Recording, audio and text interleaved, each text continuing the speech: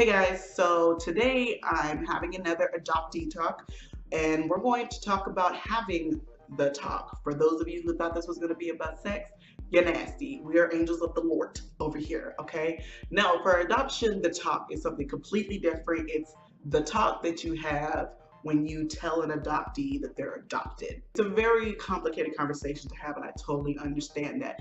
But what I'm going to do today is just kind of share some advice and maybe some tips that I think might help both people, both sides here, kind of navigate this conversation, because I kind of have to say my parents fucked up on a lot of things, but I feel like they actually did a really, really good job about having the talk with me. I'm just going to share some advice with you guys today about having that discussion. But before we get into that, if you have not subscribed yet, girl, what is you doing? Like, just click that button right down here and subscribe. Like, help me help you help me. Okay, cool. Do you tell them or do you wait till they come to you? Here's the thing, especially for transracial adoptees, we're probably gonna come to you. It doesn't take long to figure out that something ain't right. I realized that at a very young age because I was the first Black person to be adopted in my family. There's more now, but I was the first one to come. It did not take very long for me to realize that everybody else around me was pasty white and I was the only person around here with dark skin. It didn't take long for me to figure it out. So I remember going to my parents that probably must have been maybe four or five and being like, bruh, what the fuck is up with this? Why am I like this and everybody else looks white? Why am I the one? Why am I the odd person now? And they had this conversation with me. They actually did really good at having the talk with me. Personally, I think they were very open and honest about it. They were open and honest about my background. And then after the conversation, they let me have my space. And they were very, when you're ready to talk, let's talk. And if you want to, start the search for your birth family, we're totally down for that. And they've kept that same energy up until this day. I think that is the perfect way to have this discussion.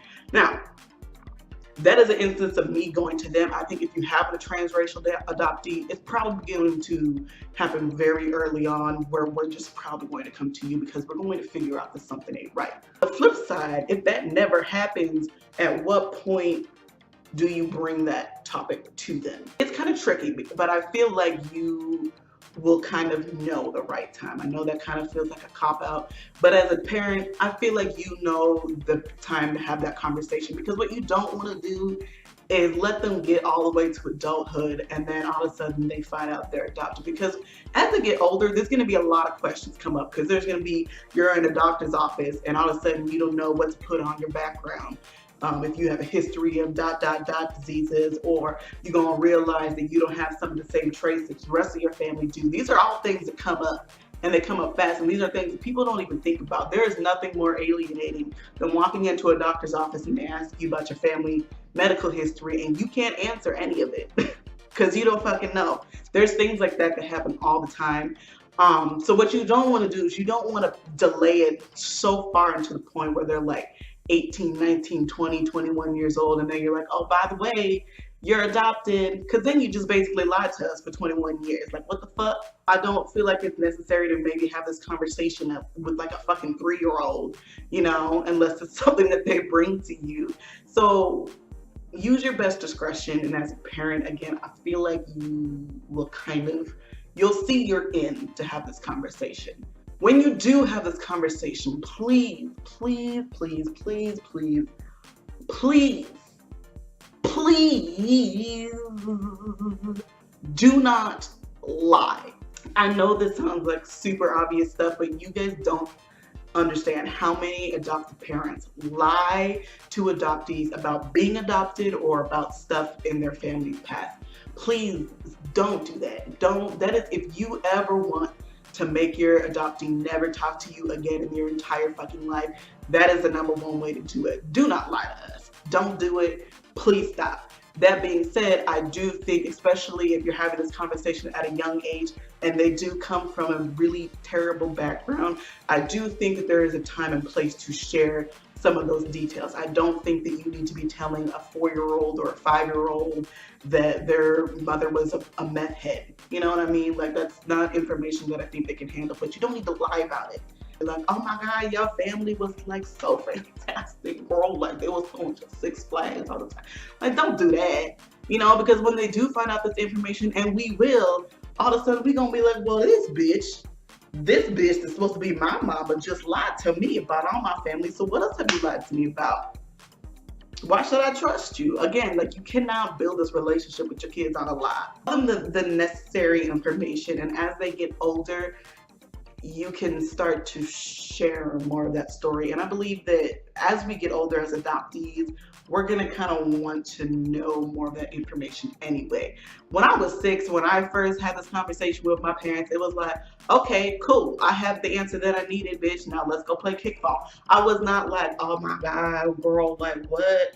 You know what I mean? It wasn't really until a few years later that it really hit me, and then I really had questions about adoption. And this is only for people who come from really bad backgrounds that maybe you should use some discretion, but please don't lie about it. Like, girl, don't. Just leave the topic open for discussion even after the initial talk. I don't think this is really a conversation that ever really like cuts off and ends. There's always going to be more questions. There's always going to be curiosity there. But what you don't want to do is be like, okay, we had this initial talk, now we're done. That's not cool, you know, because especially as adoptees, we're always going to have questions. As we get older, we're going to have more questions. We're going to become curious, and we want to know that we can go to our parents and they're going to support us in this journey. So have the talk, and then when you're done, make sure that you're relaying to the adoptee that this is their journey. They can do it at their pace. They can do this how they want. If they never want to talk about it again, cool. That's fine. And you shouldn't be pushing them if they don't ever want to talk about it again. And on the flip side, if they do want to talk about it and they have questions and they want to see the files and they want to do this and that, you need to make sure that you're open to do that. Because that is your job now. As a parent, that is your job. You need to be open and willing to letting us have this journey, because we're going to have it with or without you. And if you want to be a good parent that actually has a kid who respects you and loves you, then you need to let us do this journey and come along with us. Don't lead the journey, but be there to support us. And this is why I always talk about being a parent and being an ally when you adopt. You got to be both. You can't just be one or the other. You're both.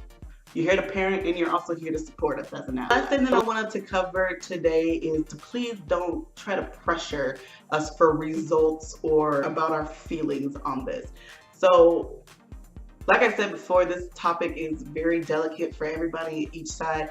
And for adoptive parents, they tend to get a little antsy once we've had this talk, right? They want to know how we're feeling and how we're doing, and if we're okay, and if we have questions, and blah, blah, blah, blah, blah, blah. And I understand that, but on the other side, we're dealing with a lot of shit. We have a lot of questions. We're scared. We're worried. We don't know what's really going on. So it's going to take a while for us to kind of process it all. So don't have this talk and then be busting in our room the next morning like, are you okay? Oh my God, is there anything that do you have questions? Do you want to see your father? Don't be doing all that. Just let us work at our own pace. Now, there may be adoptees who are like, hoorah, let's go do this thing in 20 minutes after you have this talk. And then there's other people like me that it was decades. Like, it was a long time. It literally took me, like, we had the initial talk when I was about 5 or 6, and it literally was not until I was about 22 that I actually started searching for my birth family, because that was when I felt comfortable.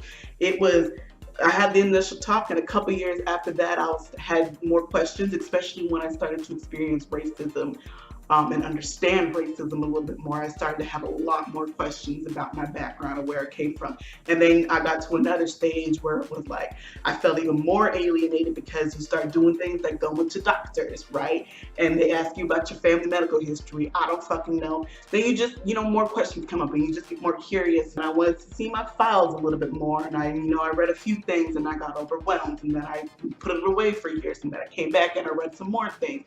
I also was somebody who kind of wanted to go through this journey alone. I did not want my parents involved. They gave me my file. They gave me any information that I ever asked for, but I didn't really want them involved in this at all. I'm very much I like to process and think through things in my head and on my own. But that's just how I am. There are other adoptees who are like, as many people as possible, please join me in my journey. And that's fine too. There's no one way to have this journey. But the bottom line is that it should be the adoptee's choice of how they do this journey. If they want everybody, if they want nobody, if they maybe only want one of the parents involved, whatever it is, it's the adoptee's journey. I just wanted to add was for specifically adoptees, it is totally okay to be overwhelmed, because this is an overwhelming process. If you need to cry, if you need to scream, if you need to punch somebody in the throat, it's okay. Like I said with a lot of my advice earlier, it's okay to be confused, it's okay to have questions, it's okay if you don't ever want to revisit this topic again, it's okay if it takes you 45 damn years to get to the point where you want to actually start looking at your past history. It's okay. And then again, it's okay if you never want to do it. It's fine. Whatever you decide to do with your information, because this is your life, it's nobody else's, it's yours. So whatever you decide to do with that is 100% okay. And do not let anybody ever try to pressure you into doing anything else that you don't want to do, okay? This is your life, this is your story, you're in control of it. That's all for this adoptee talk, guys. If I missed anything, or if you have your own questions or advice or tips, go ahead and leave them below in the comments. And don't forget to like, share, subscribe. Definitely share this. If you know any adoptive parents, please share this information so that you know we can all be more informed. Yeah, that's all. Until next time, guys. Do better, stay black. We out here. Wow.